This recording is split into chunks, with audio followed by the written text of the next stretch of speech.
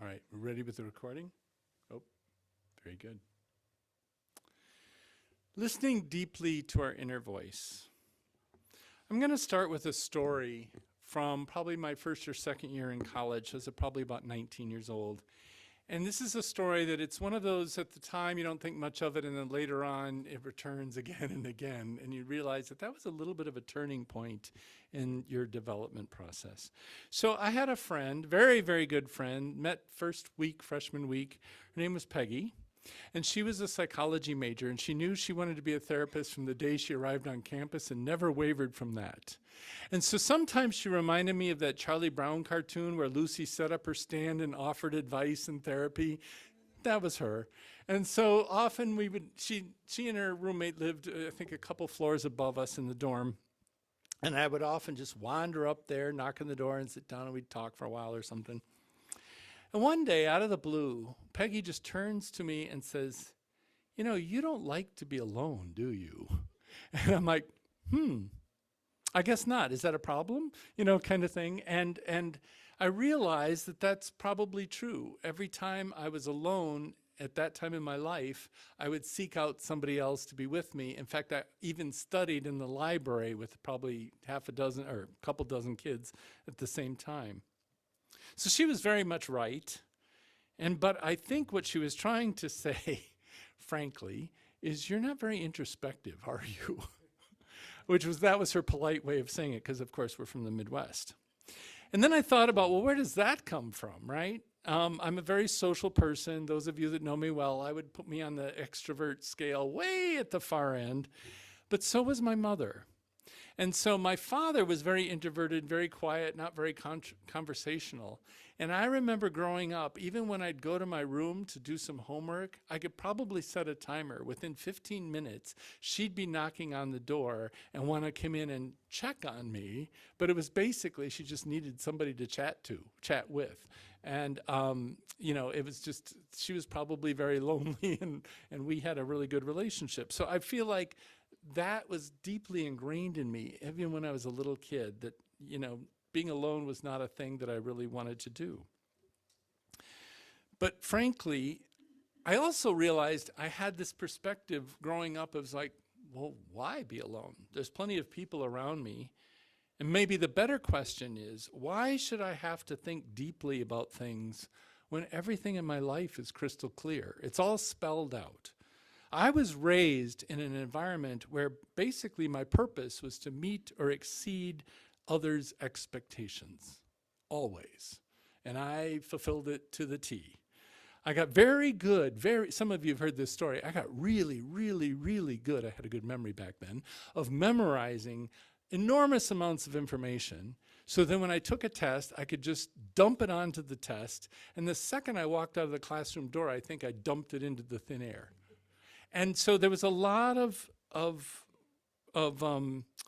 emphasis on performing, on doing well, but there was virtually no discussion about critical thinking at that time. So it was an interesting thing to grow up in that kind of a space. My favorite example is in second grade, and I laugh at this now, but it was probably really embarrassing for the teacher at the time. She decided, it must have been near Mother's Day, and we were going to make these elaborate cards or something to take home to our mother. And I remember it was sort of the cutout of a human face turned sideways and this huge cutout of a hat on the head. So it was supposed to be your mother, I suppose, in this big hat. And the teacher had gone out and found all these things that you could decorate the hat with, and beads and feathers and what have you. And that's what we were supposed to do for the art class. And I never liked using my imagination in that way. I used my imagination for imaginative play, but when it came to things like that where I might possibly be graded or I needed to live up to someone's expectations, I was very nervous about using my imagination. So what did I do? I made an exact copy of the example the teacher showed in the front of the class. And I'm sure she was just like stunned that I did that. But to me, that's what the expectation was.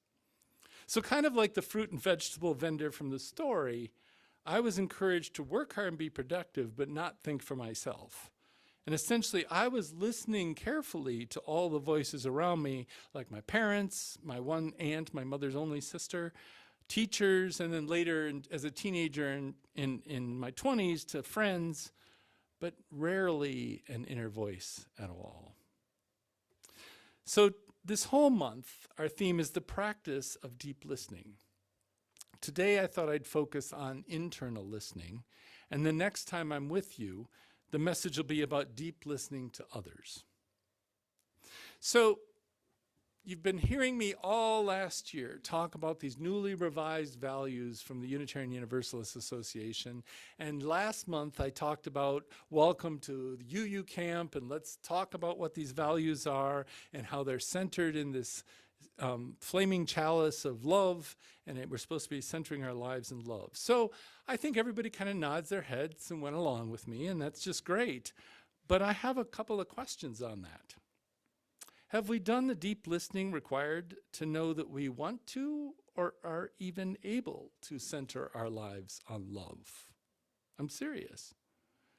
And when we listen to our inner voices, do we find love at the center? Now, of course, I know you all, and I know you're loving people, so love's in there somewhere, but is it exactly in the center of our lives? And then one more question. Even if love is at the center of our core, do we feel the connection between our core and these values, especially the 6 revised values, the adopted values by the UUA? I've had a lot of people say, okay, I get the 2 separately, but I don't get how they're connected. So that's what I want us to think about today. How can we listen deeply to our inner voice or our core? Inner voice is already a metaphor. To our core, and check in. Is love at the center? Are these values that we really want to lift up in all cases? So I'm going to tell you about the spiritual exercise I did this month to engage in personal deep listening. So it's a little bit more personal than usual, and I hope that at least some of my experiences and ideas will resonate with you, and then I'm going to hand it off to you at the end. So 2 things I've discovered while preparing this message. One is self-reflection this week tells me that it can't be taken for granted. Of course, love is at the center of my core, is what we've been talking about, or our response all the time. But as I sat there and thought about it, I'm like, can I take that for granted that that's so? And has it always been that way? And then I was looking at one of the Soul Matters programs where they really were talking about metaphor and leaning into finding your metaphor or metaphors. And maybe you want to pick a new one. And it had all these exercises. And I thought, oh, I really love this one. So metaphor is also a useful tool for deep listening to oneself. So I'll give you an example here. So the first metaphor in my life was probably until I was 18. And it was that classic Christian God metaphor.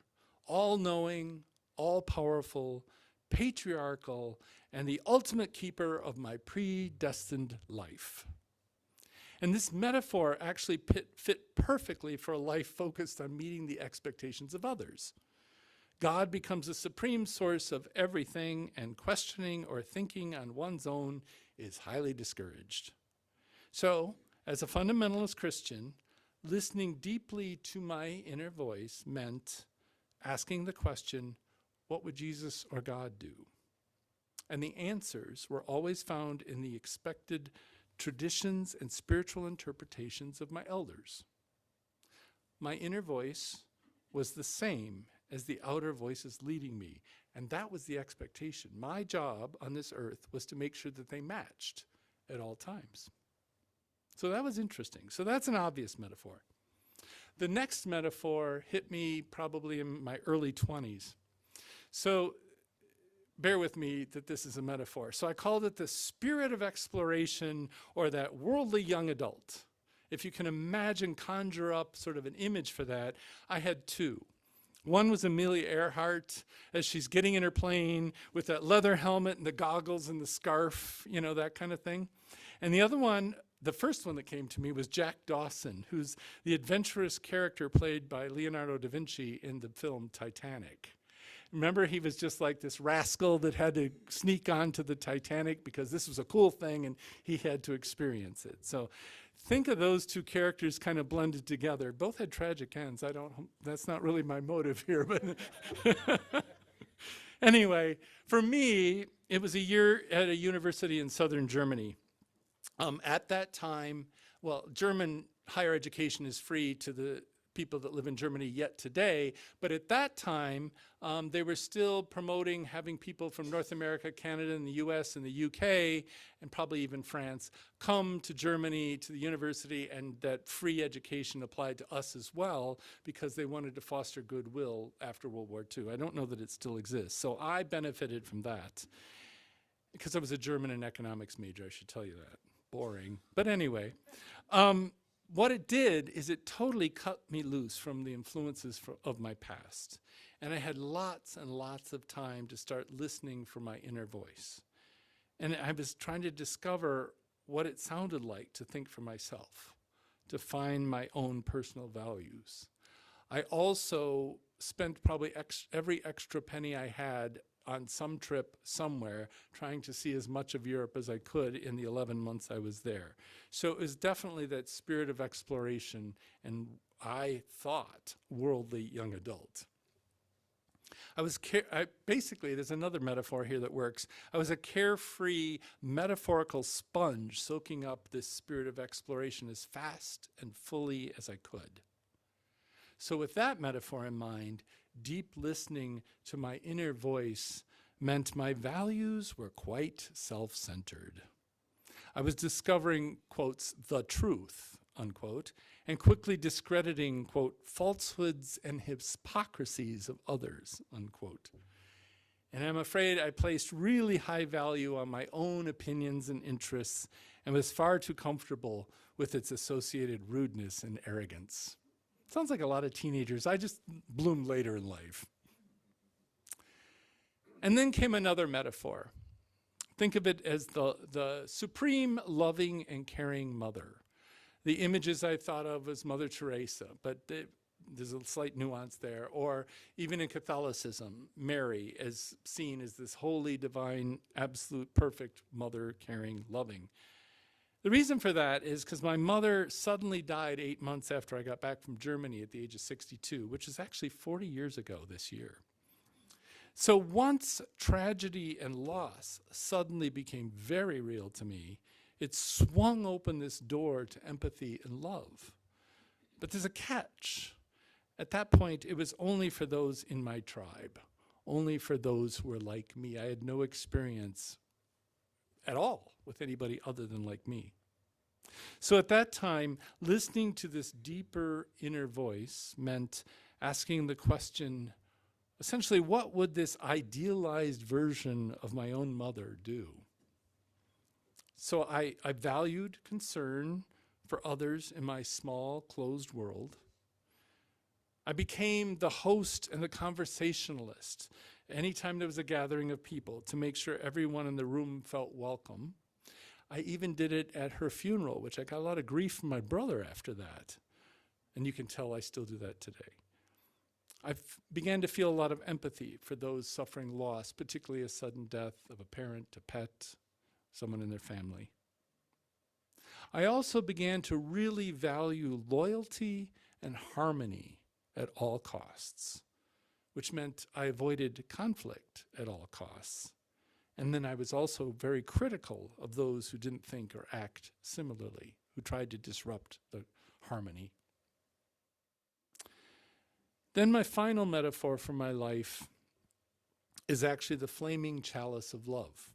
It's the image that we've been talking about in the whole flower that we've been talking about with our values, the flaming chalice of love. And that's because Unitarian Universalism, which I discovered about 30 years ago, really gave me different understandings from the Christian tradition or the agnostic tradition that I jumped to in my 20s and 30s. The flaming chalice of love, universalism, gave me an understanding and a belief in universal love. It went beyond just the folks that I know well. And Unitarianism gave me an understanding and the usefulness of metaphor. So I thought, if I have universal love, all are worthy of being loved, and therefore all should have the opportunity to thrive in a safe and sustainable world. And if I refuse to be a cynic or be depressed about what the future may bring, if I continue to have hope and optimism, which I do, then I believe that the 6 values that we've been talking about are worth leaning into as manifestations of a belief in universal love. Now, I know that's a lot to get your head wrapped around. And I was thinking about this concept this month when I wrote my monthly letter. So if you read it, this will sound familiar. If you haven't, let me introduce it to you. So with this flaming chalice of love as my metaphor, listening deeply to my inner voice means asking, what is the loving thing to do with regards to justice and the upcoming election? I'll use that as an example because it's timely.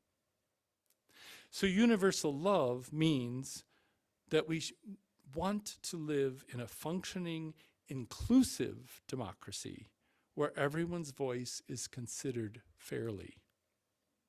Yet our voting process, so vital to a well-functioning democracy, can be needlessly complicated, causing many to be overwhelmed, disinterested, or even dismissive. I've been a poll worker for a number of years, and so I get how complicated sometimes it is for people to prove who they are and where they live so that they can even vote if they found the right place, right?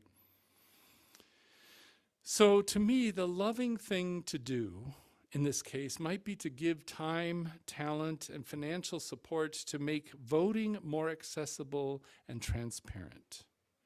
In fact, this is why we've stressed informative get out the vote efforts at both fellowships, particularly sending out handwritten postcards.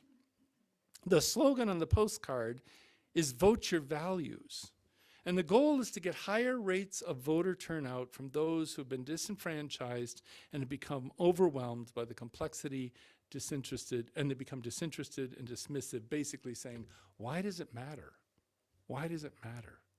And so I think the first time I did the get out the vote cards, it looked too much like something I would have done for a political party, right? And I think people sit down and do that, and maybe that's a good thing for you, maybe it tinges of something that isn't a good thing to do.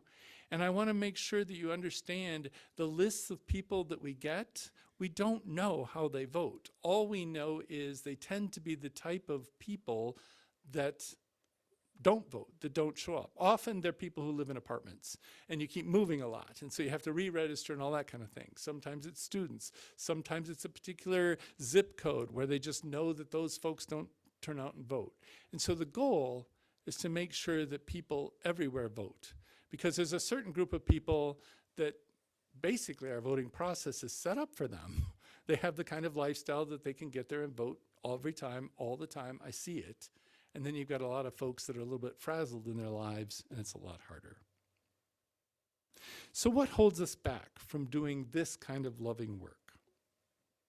Frankly, I think a lot of us are also overwhelmed. We live busy lives. We can't volunteer for one more thing. You can always send a little money to help out.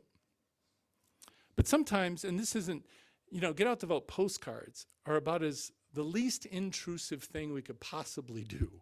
It's just us, and you write a little personal message of why voting is important to you. It's handwritten, and there's information on how they can find out how to vote. It's the least intrusive. There are other things like phone banks, texting banks, which is another version of that, or the good old-fashioned knocking on doors. So are we fearful in those cases of what someone might think if they don't particularly share our values? Maybe we don't understand enough about how other lives to grasp why there are so many obstacles to voting for some people. So with this example, to close it out, if we really lived with love at the center, we wouldn't let these questions hold us back. Or maybe love isn't as central as we think it is. And maybe we have some work to do to listen more deeply. So that's just my thoughts, my experiences on this spiritual journey that I did this month, and I'm going to pass it off to you to think about finding a metaphor that works for you, and where does that take you? Because my metaphors, you could tell, kind of were developed because of what my core was saying at the time. And if you really listen to what you're following, it suddenly becomes a lot clearer. So my metaphors, I'll give them to you again. It was that classic Christian God taught me that I was centered on meeting expectations. The second one, the spirit of exploration, or that worldly young adult, was centered on discovery and personal development. That loving, caring mother was centered on empathy and compassion for those like me. And finally, the flaming chalice of love, to me, centers on universal love. So I ask you, what is your metaphor for your inner values? My personal metaphors there, a couple of them are quite customized, and I don't expect you to latch onto those, but you can come up with your own personalized ones. You're Unitarian Universalists, you never follow directions, so you can come up with anything that works for you. Don't get hung up on creating something unique and special. There are also some common metaphors that I looked up. Think about these. You've heard of them before. A compass. Maybe a compass is your metaphor. And I lifted this right out of some Soul Matters material, so I'll read it verbatim. Values are like a compass, guiding you to stay on track and determine if you're heading in the right direction. Direction. Direction's a metaphor. Values are a direction, while goals are the stops you make along the way. So think about whether you think you're on the right direction, or where is that direction coming from? Where is it leading you? My favorite one is the oak tree. It's very traditional. The oak tree's strength, durability, and resilience can represent the inner strength, values, and relationships that help you overcome challenges. In my case, I love that it's so sturdy. My childhood home, we had 10 oak trees on it, and so I'm very familiar with them. And I just think of the root structure below. I lived in Tornado Alley, and the tornadoes never got these oak trees. So they have a very good root structure to hang on very tight, and they have strong wood. So I think of that root structure grounded in how you were raised, perhaps. I happen to have been raised in a very loving environment, and what they were trying to teach me is how to live love in the world. It just came across as being a good boy, right? You may or may not have that same background that I had, but nonetheless, you're rooted in how you've grown up, how the world has influenced you, but yet there's who you are in that trunk of that tree, who you've become. And then the branches are really how you exemplify that in the world, which I would say are the values, how we manifest our values out into the world. The next one is journey. We often talk about it's a faith journey, not a destination with Unitarian Universalism. So this says life is like a journey, of course, and you get to choose the direction you take with each step. So then the thinking is, why are you stepping? Where are you stepping? What caused you to step in that direction? This is one I hadn't thought of, battery. A battery. Life is like a battery that can be drained and recharged. Taking frequent breaks to recharge can help prevent your battery from dying. And I think about that time with my friend Peggy. I was basically running on no energy batteries because I was always using my energy out there and never stopping to recharge it. And then probably the most common of all, peeling an onion. Self-discovery is like peeling an onion with many layers that you must reveal to uncover your true self. So I'm going to end with encouragement for you to pick a metaphor, pick several metaphors, try them all on, and then try to see if you can listen deeply for your inner voice. What does it tell you? Did you find love at the center? Or did you find your center a bit conflicted? Perhaps like many of us, we center love for the things that we like the most, but have ambivalence, or maybe even fear or anger for others. Perhaps these conflicting emotions at our center inhibit us sometimes. Maybe our inner ambiguity makes us hesitant to act, even on love. This month, my friends, we are called to do this work. Find time and space to do some deep listening. Pick 1, 2, 3 metaphors and see where they take you. And then let's talk about what we find and work to more completely live lives centered in love. Amen. Take a moment of silence.